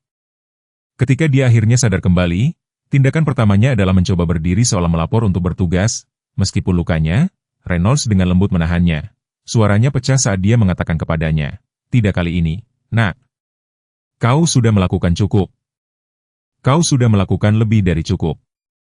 Peluru itu telah meleset dari organ vital tetapi menyebabkan kerusakan otot dan jaringan yang signifikan. Dokter hewan telah memperingatkan bahwa Luna mungkin tidak akan pernah kembali bertugas penuh. Tetapi 3 bulan kemudian, setelah terapi fisik yang ketat di mana Reynolds mengambil cuti untuk secara pribadi mengawasi pemulihannya, Luna telah lulus tes sertifikasi ulang dengan gemilang. Dia seorang pejuang, komentar pengawas pelatihan K9 dengan kagum. Kebanyakan anjing tidak akan kembali dari cedera seperti itu, setidaknya tidak dengan dorongan yang sama, tetapi dia tampak lebih bertekad sekarang. Reynolds mengerti mengapa. Seperti banyak petugas yang telah menghadapi kematian dalam tugas, Luna muncul dengan rasa tujuan yang diperbarui. Dia telah menyelamatkan nyawa rekannya dan telah diberi kesempatan kedua dalam hidupnya sendiri. Dia tidak akan menyia-nyiakannya. Pengarahan taktis sudah berlangsung ketika Reynolds dan Tanner tiba di pusat komando otoritas pelabuhan.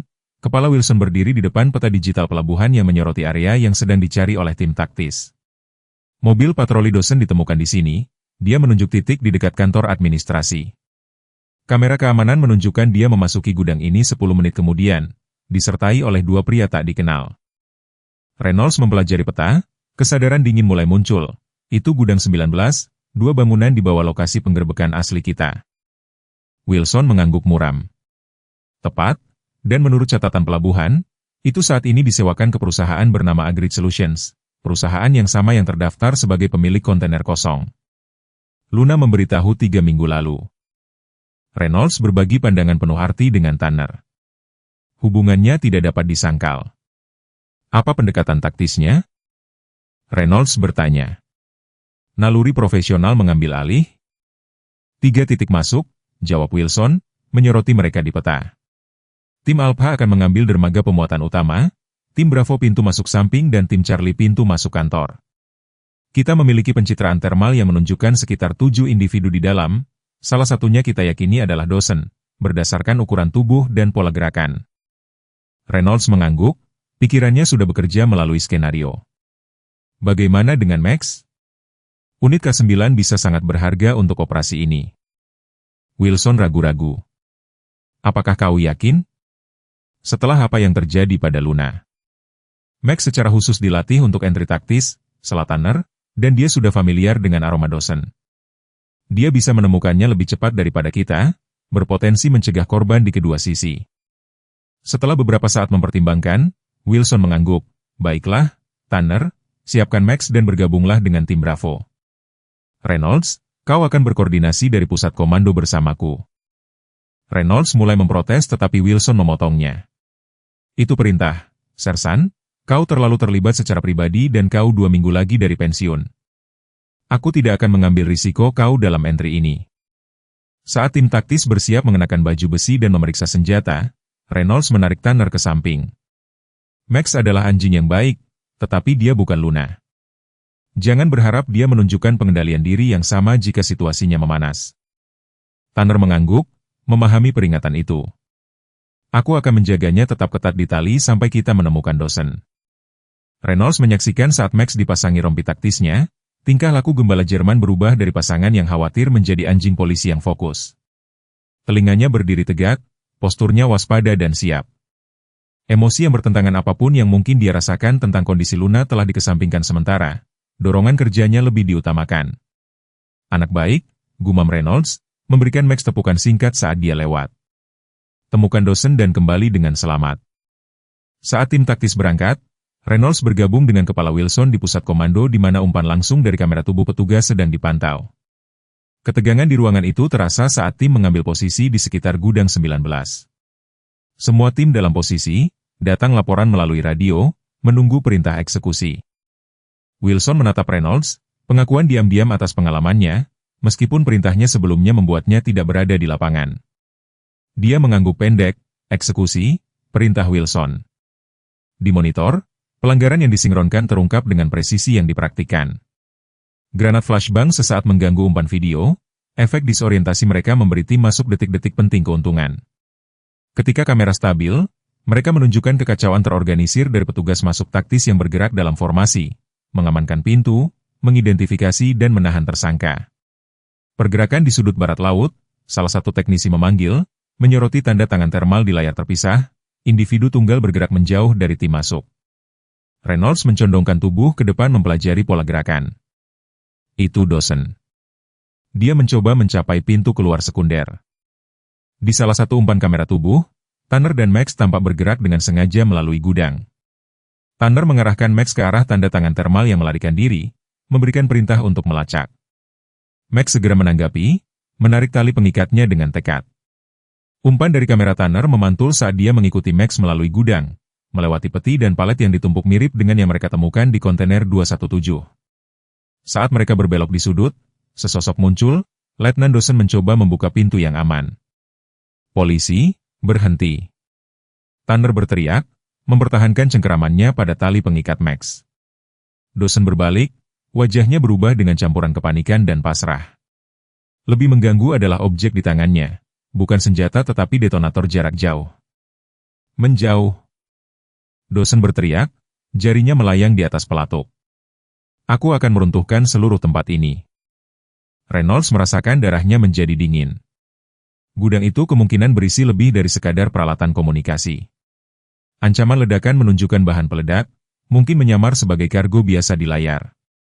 Max menarik tali pengikatnya, mengenali Dawson tetapi merasakan bahaya yang ditimbulkannya. Pelatihan gembala Jerman bertentangan dengan nalurinya.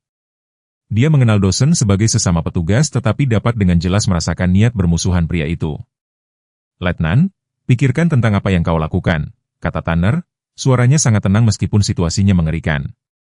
Apapun yang mereka miliki padamu, kami dapat membantu. Letakkan saja detonatornya. Tawa Dawson hampa, dipenuhi dengan keputusasaan. Kau tidak tahu apa yang kau libatkan.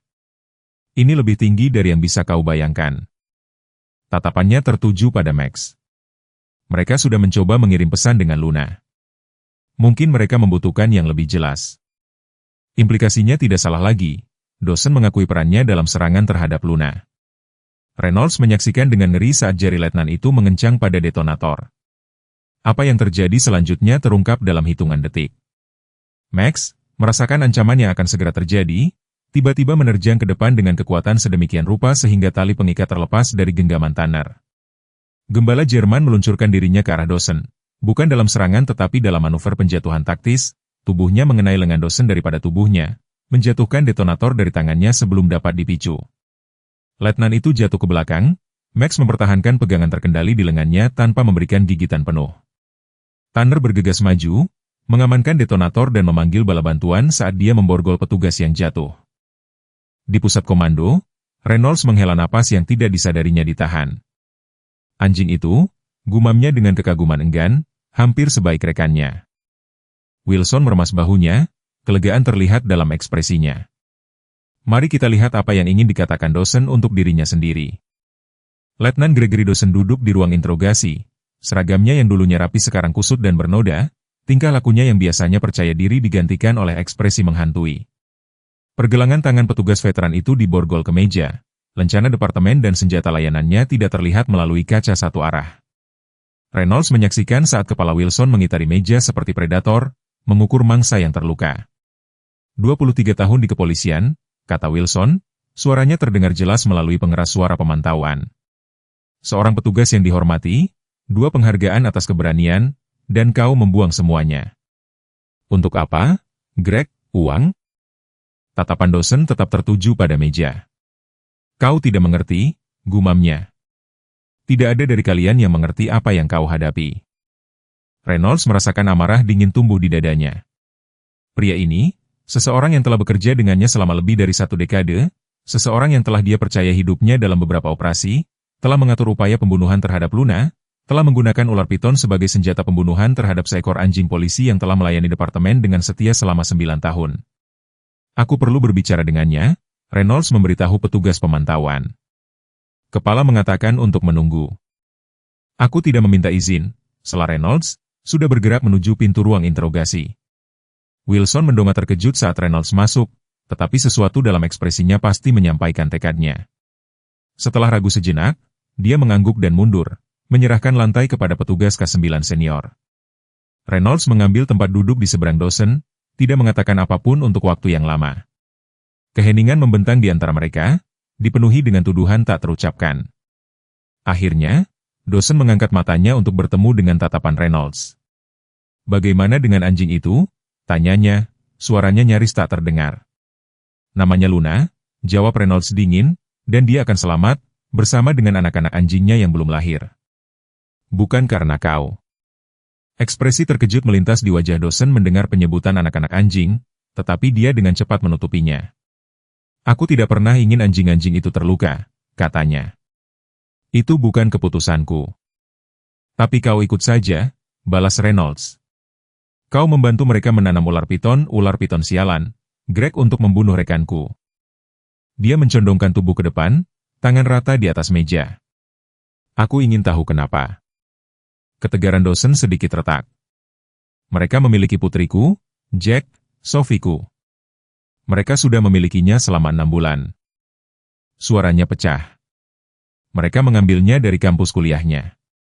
Tidak ada tuntutan tebusan, tidak ada komunikasi, hanya foto dirinya setiap bulan untuk membuktikan dia masih hidup dan instruksi tentang operasi mana yang harus dikompromikan." Reynolds bertukar pandang dengan Wilson, yang ekspresi tegasnya sedikit melembut mendengar wahyu ini. Mereka berdua mengenal putri dosen, seorang gadis cerdas dan ambisius yang seharusnya mengambil program belajar di luar negeri di Eropa. Departemen bahkan mengadakan pesta perpisahan untuknya. "Siapa yang memilikinya?" Reynolds bertanya, nadanya sedikit kurang bermusuhan. "Mereka menyebut diri mereka sindikat," jawab dosen. "Ini adalah jaringan internasional, narkoba, senjata, perdagangan manusia. Mereka telah menggunakan pelabuhan sebagai titik transfer selama bertahun-tahun, menyuap pejabat, melenyapkan ancaman." Dia menelan ludah. "Ketika anjingmu memberitahu di kontainer itu 3 minggu lalu, mereka panik.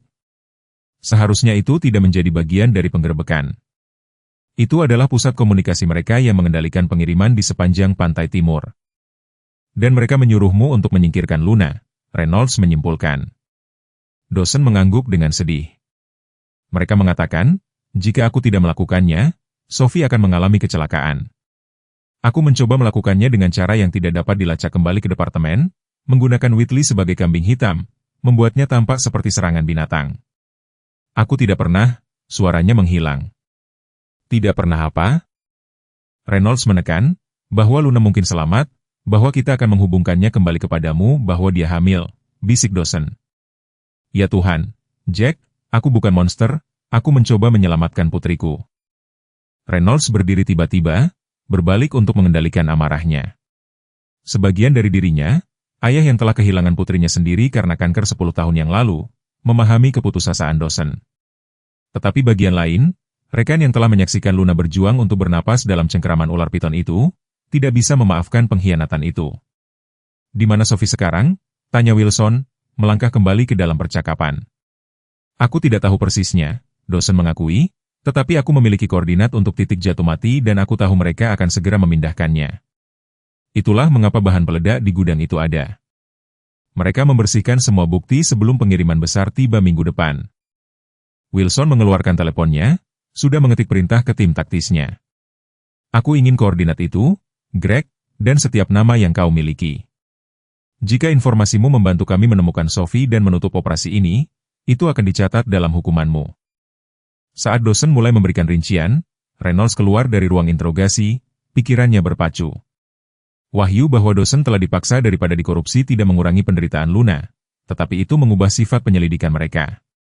Ini bukan hanya tentang polisi kotor. Ini tentang perusahaan kriminal terorganisir dengan kekuatan yang cukup untuk menyusup ke penegak hukum dan cukup jangkauan untuk menculik dan menahan seorang mahasiswa selama 6 bulan tanpa terdeteksi. Teleponnya bergetar dengan pesan teks dari Dr. Charter. "Luna meminta makan malam." Pertanda baik, Max masih berjaga. Reynolds tersenyum, terlepas dari dirinya sendiri, kelegaan untuk sementara menggantikan amarahnya. Kembalinya nafsu makan Luna memang merupakan perkembangan positif, dan kewaspadaan Max yang berkelanjutan berbicara banyak tentang pengabdian gembala jantan itu, kualitas yang mungkin diremehkan Reynolds. Ketika Wilson keluar dari ruang interogasi 30 menit kemudian, ekspresinya muram tetapi bertekad. "Kita memiliki 3 lokasi potensial di mana mereka mungkin menahan Sophie," dia memberitahu Reynolds. "Tim taktis sedang bersiap sekarang." "Aku ingin masuk," Reynolds menyatakan. "Bukan sebagai permintaan, tetapi sebagai deklarasi." Wilson menatapnya sejenak. Kau terlibat secara emosional, Jack, dan 2 minggu lagi dari pensiun. Justru itulah mengapa aku harus berada di sana, sela Reynolds. Aku tidak punya apa-apa untuk kalah dan segalanya untuk didapatkan. Selain itu, tambahnya dengan senyum tanpa humor, aku ingin secara pribadi bertemu dengan orang-orang yang berpikir menggunakan ular piton pada anjingku adalah taktik yang dapat diterima. Setelah beberapa saat mempertimbangkan, Wilson mengangguk. Baik, tetapi kau bersama tim komando, bukan masuk. Dan Jack, tambahnya saat dia berbalik untuk pergi, kita membawa Max. Kita membutuhkan petugas K9 yang dapat melacak Sophie jika kita menemukan bukti kehadirannya. Reynolds ragu-ragu, memikirkan Luna sendirian di klinik hewan. Aku perlu memeriksa dengan charter terlebih dahulu. Luna tidak boleh ditinggalkan tanpa penjagaan. Sudah diatur, Wilson meyakinkannya. 2 petugas di luar, 2 di dalam, dan aku telah memanggil petugas Martinez dengan Bella sebagai dukungan K9 tambahan. Luna akan menjadi pasien yang paling dilindungi dalam sejarah klinik itu. Persiapan bergerak cepat setelah itu. Dalam 1 jam, Reynolds menemukan dirinya di ruang pengarahan taktis meninjau rencana lantai pabrik kertas yang ditinggalkan 30 mil di luar kota, lokasi yang telah diidentifikasi Dawson sebagai tempat penahanan yang paling mungkin untuk putrinya. Pabrik memiliki 3 bangunan utama, komandan taktis menjelaskan, menunjukkan masing-masing di peta yang diproyeksikan, kantor administrasi, lantai produksi utama, dan bagian gudang.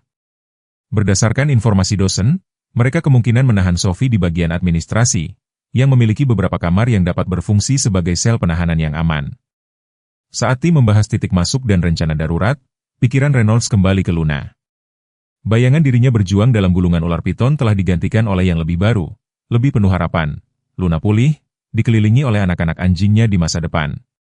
Jika semuanya berjalan lancar malam ini, orang-orang yang bertanggung jawab atas cobaan beratnya akan menghadapi keadilan dan Reynolds dapat fokus untuk memastikan pemulihannya yang aman. Max duduk siaga di samping Tanner selama pengarahan, perhatiannya tertuju pada komandan taktis, seolah memahami setiap kata. Reynolds memperhatikan anjing itu kadang-kadang melirik ke arah pintu, seolah mengharapkan Luna untuk bergabung dengan mereka setiap saat. Pengabdian gembala jantan itu menyentuh dan menyakitkan untuk disaksikan, pengingat tentang kemitraan yang hampir dihancurkan oleh korupsi manusia. Kita bergerak dalam 90 menit, komandan menyimpulkan. Bersiaplah dan bersiaplah untuk transportasi. Saat ruangan kosong, Tanner mendekati Reynolds dengan Max di sisinya. Sersan, dia mulai ragu-ragu. Aku tahu kau mengkhawatirkan Luna, tetapi aku ingin kau tahu Max tidak akan mengecewakanmu malam ini. Dia tidak hanya melakukan ini untuk departemen atau untukku, dia melakukannya untuknya. Reynolds menatap gembala Jerman, melihat tekad dalam posturnya. Untuk pertama kalinya dia membiarkan dirinya untuk benar-benar melihat Max, bukan sebagai pasangan impulsif Luna atau sebagai petugas anjing yang lebih muda dan kurang berpengalaman, tetapi sebagai mitra yang berdedikasi dalam haknya sendiri, orang yang telah membuktikan nilainya selama penangkapan Dawson. Aku tahu dia tidak akan, Reynolds mengakui singkat, meletakkan tangannya di kepala Max. Luna memilih dengan baik. Saat mereka bersiap untuk berangkat, Reynolds menerima 1 pesan teks lagi dari Dr. Charter. Yang satu ini menyertakan foto Luna yang berbaring di kandangnya, melihat dengan waspada ke arah kamera. Terlepas dari perban dan peralatan pemantauan, ada percikan yang berbeda di matanya, ketahanan yang telah mendefinisikannya sepanjang kemitraan mereka. Dia berjuang keras, bunyi pesan itu. Memberitahunya, kau membawa orang jahat ke pengadilan. Cukup yakin dia mengerti. Reynolds mempelajari foto itu, menarik kekuatan dari tekad Luna yang jelas. Anjing itu, gumamnya pada dirinya sendiri, lebih tangguh dari kita semua digabungkan. Dengan tekad yang diperbarui, dia bergabung dengan tim taktis, memuat ke kendaraan transportasi. Malam ini mereka akan mencoba untuk menyelamatkan Sophie Dawson dan membongkar organisasi yang hampir merebut Luna darinya. Dan jika Reynolds punya wewenang dalam hal itu, orang-orang yang bertanggung jawab akan merasakan langsung apa yang terjadi ketika mereka menargetkan seorang petugas K9 di bawah perlindungannya. 3 bulan telah berlalu sejak malam mereka menggerebek pabrik kertas yang ditinggalkan. 3 bulan sejak Max melacak aroma Sophie Dawson ke sebuah kantor terkunci di bagian administrasi, yang mengarah pada penyelamatan Putri Letnan dan penangkapan 7 anggota sindikat. 3 bulan penyelidikan, penangkapan, dan pembongkaran bertahap sebuah perusahaan kriminal yang telah menyusup ke pelabuhan-pelabuhan di sepanjang pesisir timur. Dan sekarang, pada suatu pagi yang hangat di Florida, Sersan Jack Reynolds duduk di beranda rumah tepi danaunya yang sederhana, menyaksikan matahari terbit melukis langit dengan nuansa merah muda dan emas. Di sampingnya, Luna berbaring dengan puas, tubuhnya masih menunjukkan tanda-tanda cobaan beratnya. Sebuah bekas luka baru di sepanjang tulang rusuknya, sedikit keraguan ketika dia menaiki tangga, tetapi selain itu sudah pulih sepenuhnya.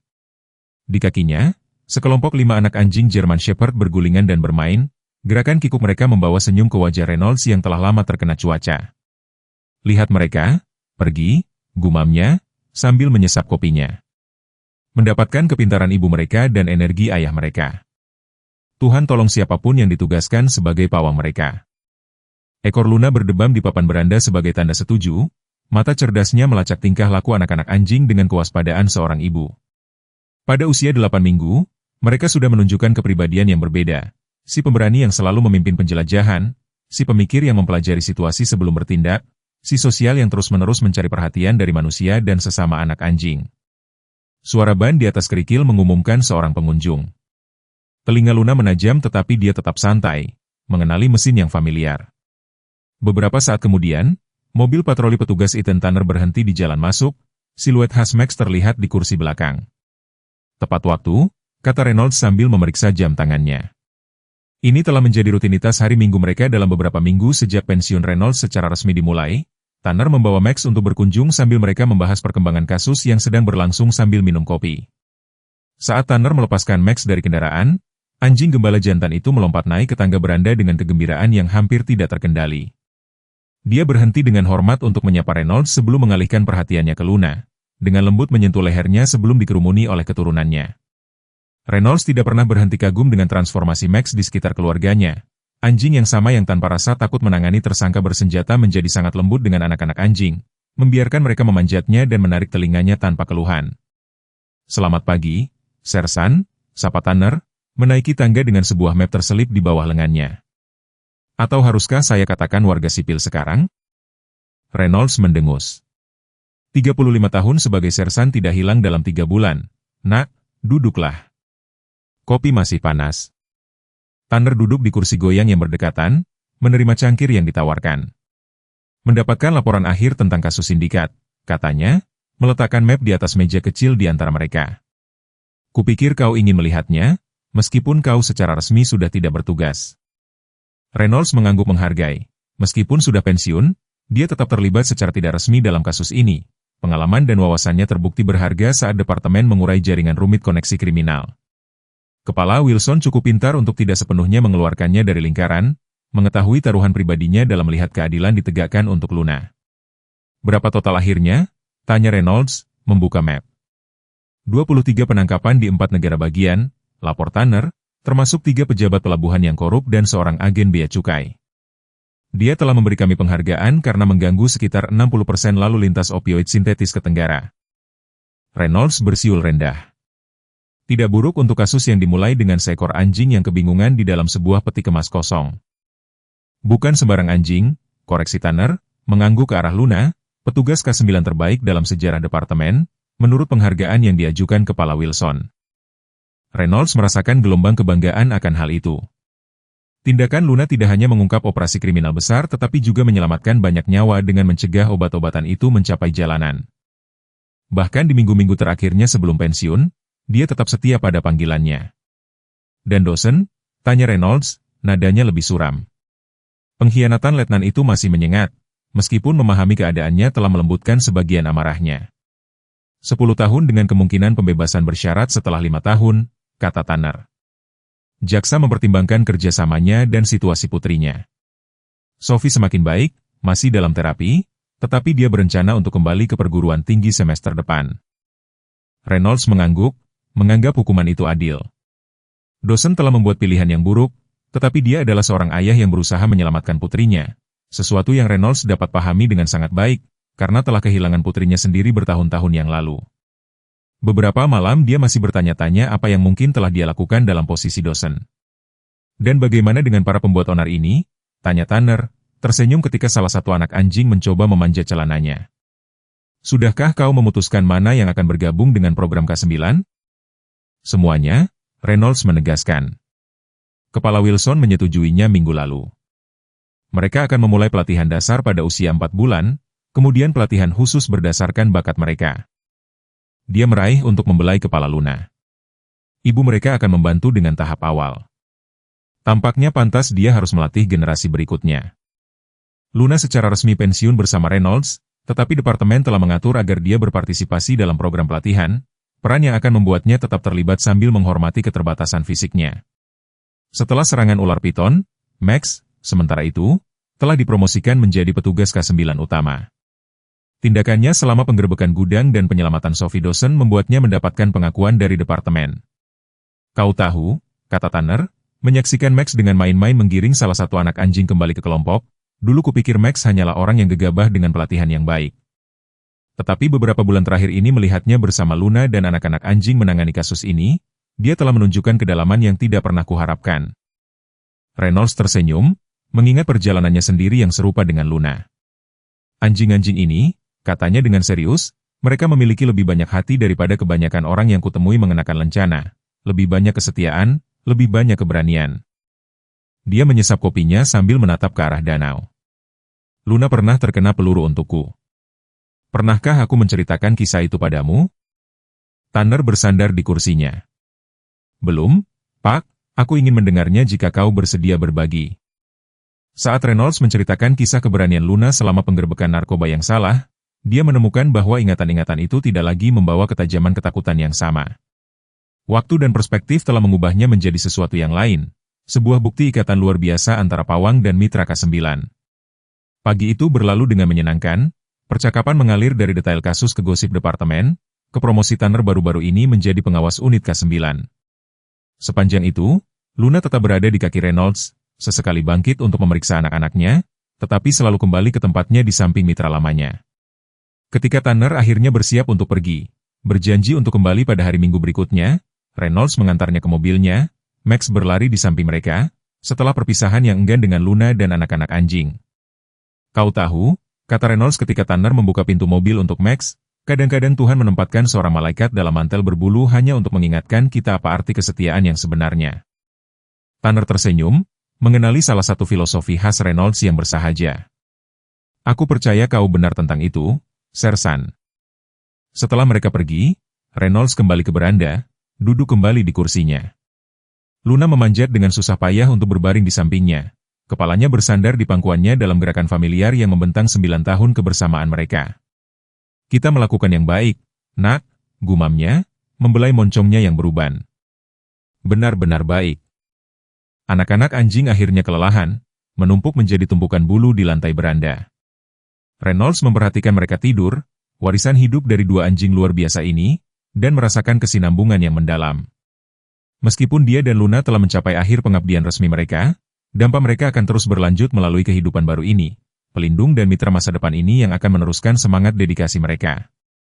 Kau tahu, katanya pada Luna dengan tenang, pensiun tidak terlalu buruk ketika kau memiliki teman yang tepat. Ekor Luna berdebam sekali sebagai tanda setuju, matanya perlahan tertutup dengan puas.